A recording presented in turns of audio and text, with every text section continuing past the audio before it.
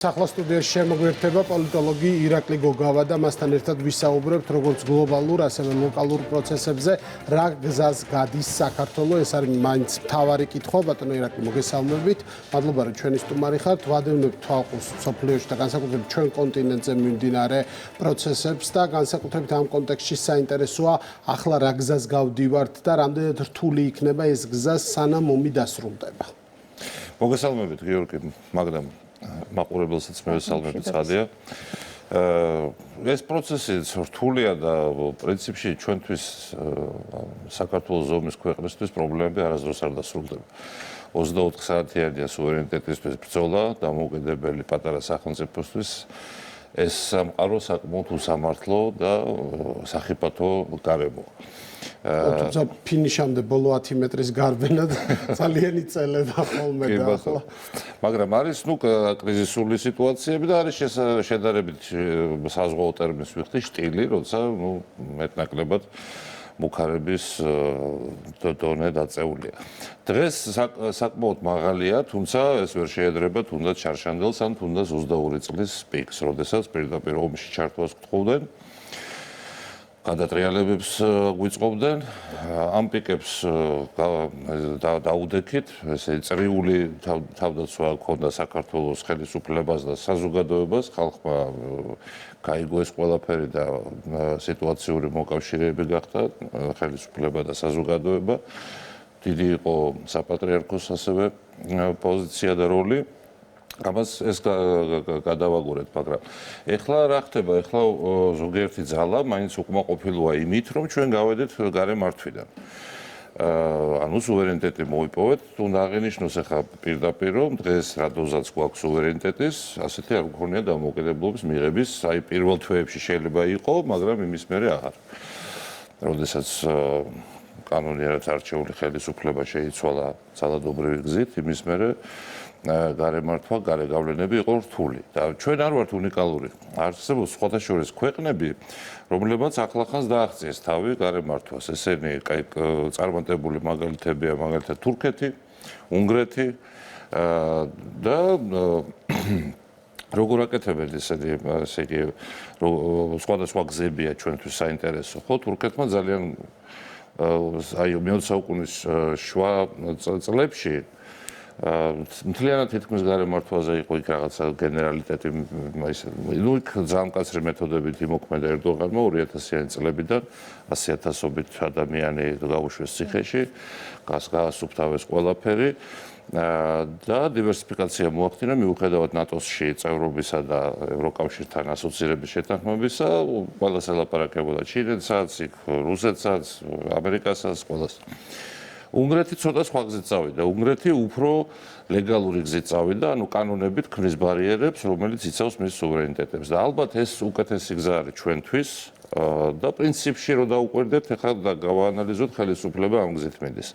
ანუ მაგალითად ეს გამჭვირვალობის კანონი ხო უცხოური დაფინანსების. ის რომ მედია არ შეიძლება უცხოეთიდან ფინანსდებოდეს, აი ეს შეზღუდვება. აი უნგრეთმა ზუსტად ასე ააგო და ეს ამას არ ჭირდება ახლა რაღაცა მასიური და ახლა თუ ვიღაცა კანონს არ ღვევს, რა თქმა უნდა აგოს პასუხი და ნებისმიერი გარე მუქარა ვერაფერს ვერ დააკლებს ქვეყანას, თუ შიგნით არის რამდენიმე პირობა შესრულებული. ეს არის პირველ რიგში სამართლიანობა, ანუ სამართალი უნდა იყოს ადამიანმა, რაც ნიშნავს სასამართლოები უნდა იყოს ქმედითი და სამართლიანი და ხელისუფლება არ უნდა იქცეოდეს აი კორუფციული თემა, რატო არის მნიშვნელოვანი ახლა კორუფციის ბრძოლა რომ წამოიწყეს. კორუფცია ერთ-ერთი სერიოზული რისკია ჩვენერი ქვეყნისთვის. ამას ორი მხარიდან აქვს რისკი. ერთი ის, რომ მოსახლეობა განიცდის ამას და უსამართლობის შეგრძნება აქვს და მეორე ეს არის ამ კორუფციას აკონტროლებს არა მარტო ხელისუფლება და ძალოვანი სტრუქტურები, არამედ უცხოელებიც. დაზვერვები მათ შორის, ხო? კორუმპირებულ ჩინოვნიკს ეგრევე ჩაავლებენ, მოაწერებენ თანამშრომლობაზე ხელს და მე შეიძლება ხელისუფლებამ არც იცოდეს ისე მუშაობს სხვა სახელმწიფოს ინტერესებზე, აი ესა თუ ის ჩინოვნიკი. ამიტომ კორუფცია ისეთი თემაა, რომელიც ჩანასახშივე დიდი რისკების შემცვლელია სახელმწიფოებრიობისთვის და სუვერენიტეტისთვის. გადავიდეთ ევროპის ცივილიზაციურ დაღმასვლაზე, რაზეც დღეს ასე ხმამაღლა ლაპარაკობს შეერთებული შტატების პრეზიდენტი და ეს ის პრობლემაა, რაზეც მანამდე ლაპარაკობდა საქართველოს ხელისუფლება. რა გამოწვევების წინაშე დგას კონტინენტი, აი განსაკუთრებით ემიგრაციასთან დაკავშირებული პრობლემა, კატასტროფული მდგომარეობა უწოდა ამას ტრამპმა, რამაც შეიძლება მთლიანად შეცვალოს ევროპის სახე და ეს აღარ იყოს ის ცივილიზაცია, რომლისკენაც ისწრაფვის მთელი მსოფლიო და რომელიც ასე ძვირფასია, როგორც შეერთებული შტატებისთვის, ისე ჩვენთვის, რა თქმა უნდა. მაგ შეიძლება მაგდა ითქვას, ევროკავშირი არის რთული სისტემა, არსებობს რთული სისტემების თეორია, სადაც ნებისმიერ რთულ სისტემას აქვს განვითარების 4 სტადია. ერთი არის აღმასვლა, მეორე არის პიკი, ანუ პლატო, შემდეგ დაღმასვლა და შემდეგ კოლაფსი, ანუ კატასტროფა. დღეს მე უნდა ვაღიარო, რომ მეოთხე ფაზაშია ევროკავშირი. სამწუხაროდ, იმიტომ რომ ჩვენ ახლა 90-იან წლებში მისი შექმნიდან რამდენიმე წელიწადში ხო ჩვენთვის მიმზიდველი ერთობა იყო, იმიტომ რომ ეს იყო საერთო ბაზარი, ეკონომიკური კეთილდღეობის ზონა, იქ სტანდარტები იყო ადამიანის უფლებების, სიტყვის თავისუფლებების, ეკონომიკური კეთილდღეობის, სოციალური უზრუნველყოფის და ეს ქართველებისთვის ახლა რა თქმა უნდა და არა მარტო ქართველებისთვის, ბევრისთვის ყველასთვის მიზიდულობა სქმნიდა.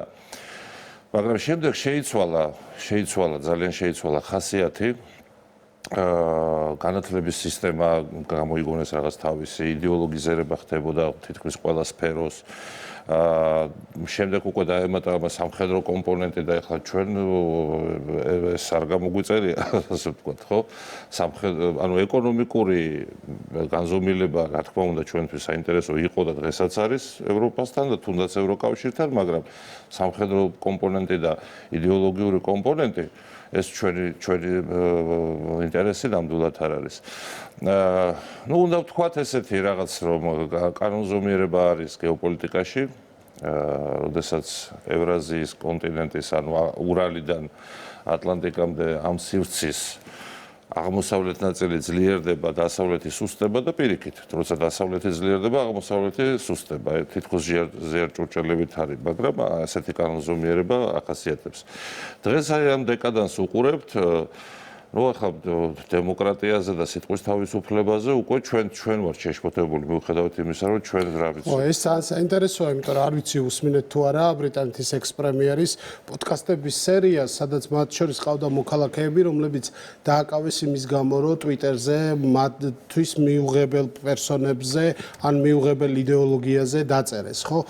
ლის ტრასი ამბობს, რომ დღეს სრული დაღმასვლით მიექანება ევროკავშირი და საბჭოთა დროინდელ ოკუპირებულ გერმანიასაც კი შეშურდებოდა ისეთი სიტუაცია არის და საინტერესო ანუ რა მოვლენასთან გვაქვს საქმე, იმიტომ რომ ერთის მხრივ ამაზე საუბრობენ როგორც ბრიტანელი, ასევე ევროპელი პოლიტიკოსები, მემარჯვენე პოლიტიკოსები, ანუ ამჯერად როცა სხვა ქვეყნებს აკრიტიკებენ და გულისხმობს საქართველოს, მათ შორის გამოხატვის თავისუფლების და სიტყვის თავისუფლების შეზღუდვაზე და ამ დროს ჩვენ ხვდებით იგივე მაგალითებს, რომელსაც როგორც ევროკომისია, ასევე ბრიტანეთის ხელისუფლება ეწევა, ანუ რა სტანდარტთან და რა მოცემულობასთან გვაქვს საქმე.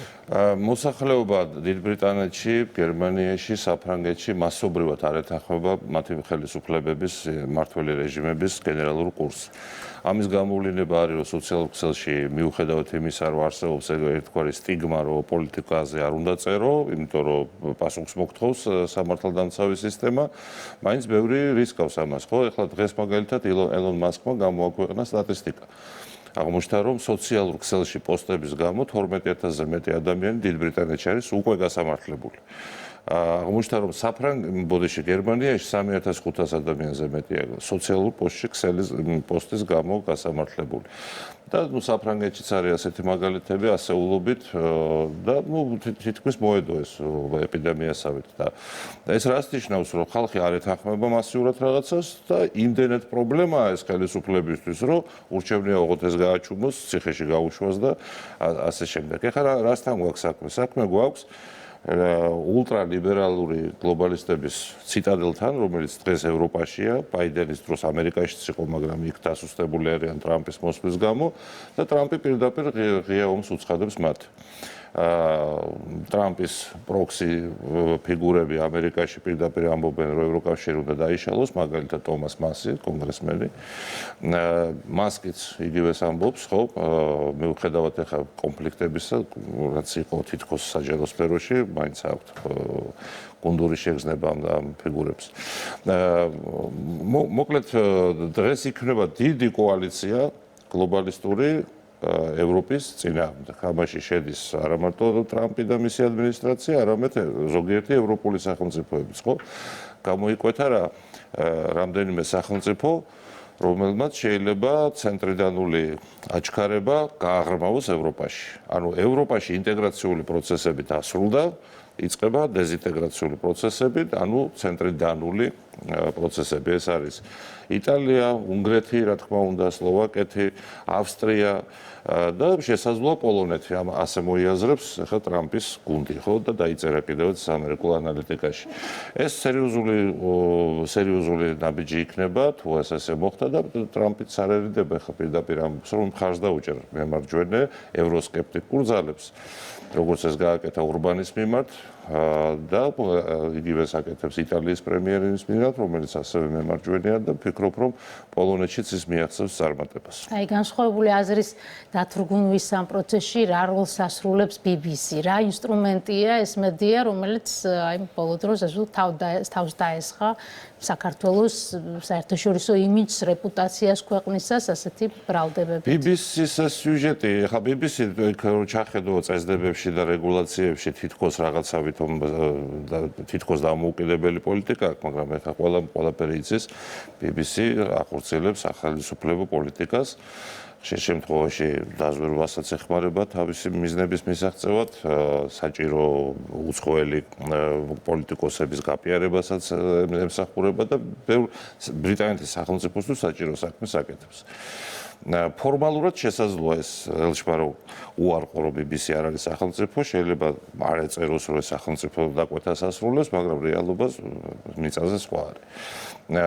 ეხლა BBC-ს სიუჟეტს რაც შეეხება გაზის გამოყენებასთან დაკავშირებით, ეს კლასიკური სადაზვერვო პროპაგანდაა, რომელიც დაიგეგმა დაზვერვის სპეციალისტების მიერ, უბრალოდ უხარისხო პერსონაჟები გამოიყენეს საქართველოში, რომელიც სააკაშვილის ოჯახთან არის ასოცირებული და არც გამოვიდოდა არაფერი, იმიტომ რომ საფუძველს მოკლებულია, მაგრამ ძალიან ცუდია, რომ ასე გააკეთეს. ჩემი აზრით, მათ წითელი ხაზი გადაკვეთეს. ამას ესე იგი კარგია, რომ ხელისუფლებამ არ წაუყროა, ოპერატიულად დადეს ანგარიში, გამოძიება. და მე ვფიქრობ, უფრო შორსაც უნდა წავიდნენ სასამართლოში ჩივილი, მე ვფიქრობ, რომ ზოგადად ამ შიდა საქმეებში ჩარევის მომენტზე საქართველოს უნდა დააყენოს ეს საკითხი, გაეროს გენერალურ ასამბლეაზე და ეუთოს ასამბლეაზეც. უნდა ეწოდეთ ამათ ქუდი. ნუ აღარავის არ უნდა მოუნდეს საქართველოს შიდა საქმეებში ასე უხეშად ჩარევა. ყველა საერთაშორისო ფორუმი უნდა გამოვიყენოთ, თუ სასამართლოშია მისამართი სასამართლო და საერთაშორისო ორგანიზაციები. მაშინ რისთვის ვართ იქ წევრები? გაეროს აქვს მაგალითად სპეციალური კომისია, რომელიც სწორედ ამ საკითხებს იკვლევს შიდა საქმეებში ჩარევა. არის სასამართლო გაეროსი, რომელიც სხვათა შორის ერთხელ ნიკარაგუა მოუგო შიდა საქმეებში ჩარევისთვის ერთ-ერთ დიდ სახელმწიფოს. ნუ ბევრი გზა არის, ამიტომ ლეგალური გზებით და ხისტი პოზიცია წაყრუება აღარ შეიძლება, იმიტომ რომ ადრე მთელი ეს 30 წელი ჩვენ ისე ვიყავით რბილად მოусმენდით, გავატარებდით. ეხლა უკვე აღარ შეიძლება ამის გაკეთება, უნდა დავიცვათ ჩვენი სუვერენიტეტი. დიდი მადლობა ინტერვიუსთვის. პოლიტოლოგი ირაკლი გოგავა იყო ჩვენი სტუმარი.